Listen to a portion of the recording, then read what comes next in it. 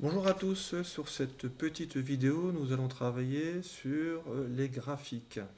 Et ici, c'est déterminé graphiquement justement l'image d'un point par une fonction f. Donc, comme vous pouvez le constater, sur votre droite, il y a un repère sur lequel on a tracé une fonction f. Donc cette fonction-là, on peut lui donner un nom, hein. On dira que ça, c'est la courbe de f.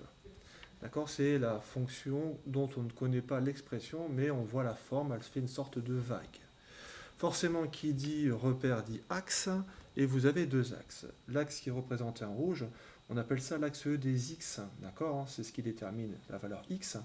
On lui donne un nom, l'axe des abscisses, d'accord? Ça, c'est le premier nom.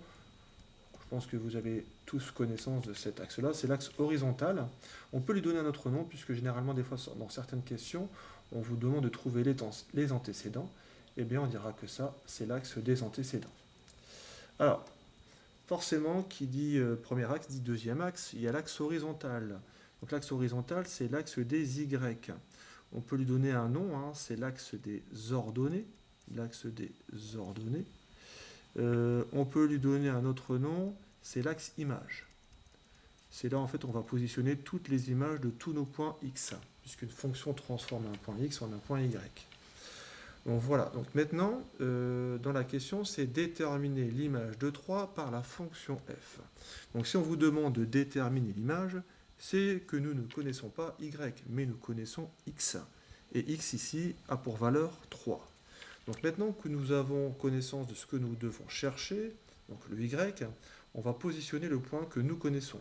C'est forcément le point x. D'accord, hein? Donc ici, on se positionne sur la courbe en x égale 3. Maintenant, ce que nous devons trouver, donc on a positionné notre point 3, c'est nous cherchons y. Si nous cherchons y, hein, on essaie de trouver une valeur sur la verticale. Donc ce que nous allons faire, c'est se positionner sur le point 3 et on va monter jusqu'à atteindre la courbe, ici, en ce point-là. D'accord, hein? Donc dès lors que nous avons trouvé le point, nous allons pouvoir tracer l'horizontale qui nous permettra de déterminer l'image. Donc pour moi, en maths, hein, on voit bien qu'on a sur un repère, hein, en tout cas deux positions, deux directions. La direction verticale, doit être parallèle à l'axe des Y, l'axe image, et une direction horizontale qui est parallèle à l'axe des abscisses. Donc pour trouver l'image d'un point, on se place sur X, hein, on monte de manière verticale, parallèlement à Y, et ensuite on prolonge de manière horizontale pour obtenir ce fameux point qui sera Y en fait. Donc Y ici, nous remarquons qu'il est égal à 4,5. Donc maintenant, si on veut écrire les choses, hein, on dira que pour nous l'image de X égale 3 du point 3, hein, et y est égal à 4,5.